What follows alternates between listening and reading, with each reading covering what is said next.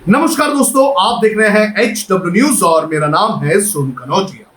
प्रधानमंत्री नरेंद्र मोदी के दूसरे कार्यकाल के पहले मंत्रिमंडल का आज विस्तार हो गया। 43 लोगों ने मंत्री पद की शपथ ली, जिसमें से 15 लोगों को कैबिनेट का मंत्री बनाया गया। लेकिन आज सुबह से ही देश के सभी न्यूज चैनल्स पर यही खबर चल रही थी। लेकिन इसी बीच एक बड़ी खबर आई और बड़ी खबर यह थी कि मोदी के कैबिनेट से 12 मंत्रियों ने इस्तीफा दे दिया। और इन 12 मंत्रियों में से आज हम बात करेंगे एक मंत्री की, जिसका नाम है डॉक्टर हर्षवर्धन। डॉक्टर हर्षवर्धन ने देश के केंद्रीय स्वास्थ्य मंत्री के पद से इस्तीफा दिया। कहा जा रहा है कि परफॉर्मेंस के आधार पर उनका इस्तीफा लिया गया है। और जैसे ही ये कहा गया कि परफॉर्मेंस के आधार पर डॉक्टर हर्षवर्धन का इस्तीफा लिया गया है, तो लगातार सवाल प्रधानमंत्री नरेंद्र मोदी पर भी उठने लगे। कांग्रेस नेता जयराम रमेश ने एक ट्वीट किया और एक और ट्वीट को उन्होंने रिट्वीट किया।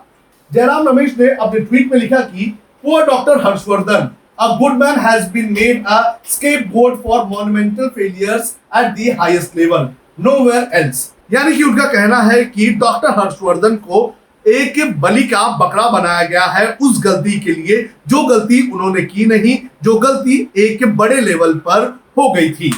इसके अलावा उन्होंने एक ट्वीट को रिट्वीट किया, जिसके अंदर लिखा गया था, जिन्हें स्वयं इस्तीफा देना चाहिए वो इस्तीफा ले रहे हैं। यानी कि इशारा प्रधानमंत्री नरेंद्र मोदी के ऊपर है। अब मैं आपको बताता हूं कि किस तरह से प्रधानमंत्री नरेंद्र मोदी के ऊपर सवाल उठ रहे हैं। हम ये पूरी तरह से मानते हैं कि केंद्रीय स्वास्थ्य मंत्रालय की जिम्मेदारी थी कि देश में कोरोना वायरस को रोके, लेकिन वो पूरी तरह से फेल हो गए। लेकिन क्या सिर्फ और सिर्फ स्वास्थ्य मंत्रालय को ही इसके लिए जिम्मेदार ठहराया जा सकता है? क्या प्रधानमंत्री नरेंद्र मोदी की कोरोना वायरस की इस दूसरी लहर की शुरुआत के दौरान कोई जिम्मेदारी नहीं थी? आपको बता दें कि जब कोरोना वायरस की दूसरी लहर चरम पर थी, तो उस वक्त प्रधानमंत्री नरेंद्र मोदी क्या कर रहे थे? दरअसल उस वक्त प्रधानमंत्री नरेंद्र मोदी आसाम से लेकर केरल तक चुनावी रैलियां कर रहे थे। इन चुनावी रैलियों में हजारों की भीड़ को संबोधित कर रहे थे। इसके बाद कुंभ का मेला आयोजन किया गया और यहाँ पर भी बड़े पैमाने पर हमने देखा कि किस तरह से नियमों का उल्लंघन किया गया। कोरोना वायरस की दूसरी लहर ने देश में बड़े पैमाने पर नुकसान पहुंचाया। गंगा में हमने तैरती हुई लाशें देखी। इतना ही नहीं, हिंदुओं को अपनी परंपरा छोड़ के शवों को दफनाने पर मजबूर होना पड़ा। और ये क्या सिर्फ और सिर्फ स्वास्थ्य मंत्रालय की ही जिम्मेदारी थी? अगर स्वास्थ्य मंत्रालय की अगर बात करें तो सवाल ये उठता है कि अगर देश में एक बार फिर से लॉकडाउन लगाना है, तो क्या इसकी घोषणा स्वास्थ्य मंत्री करते हैं? अगर चुनाव के दौरान कोविड नियमों का उल्लंघन हो रहा है, तो क्या ऐसे टाइम पर डॉक्टर हर्षवर्धन कोई फैसला ले सकते थे? नहीं, ऐसे टाइम पर फैसला लेना था प्रधानमंत्री नरेंद्र मोदी को।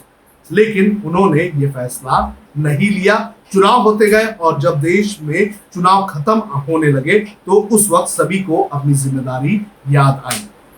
और अब जिस तरह से डॉक्टर हर्षवर्धन का इस्तीफा लिया गया है, उसके बाद लगातार प्रधानमंत्री नरेंद्र मोदी के ऊपर सवाल उठने लगे हैं। अगर आपको हमारा यह वीडियो पसंद आए तो शेयर कीजिए। अगर यह वीडियो आप फेसबुक पर देख रहे हैं तो आप हमें लाइक कर सकते हैं, ट्विटर पर हमें फॉलो कर सकते हैं और यूट्यूब पर हमें सब्सक्राइब कीजिए। अब खबरें पाइए सबसे पहले हमारे मोबाइल न्यूज एप्लीकेशन पर।